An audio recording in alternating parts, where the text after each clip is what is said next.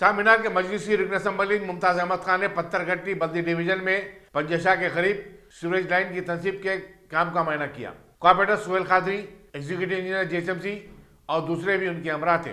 मुमताज खान ने इस काम की अजलाना तकमील की मुताल्लिका अहदेदारों को हिदायत दी।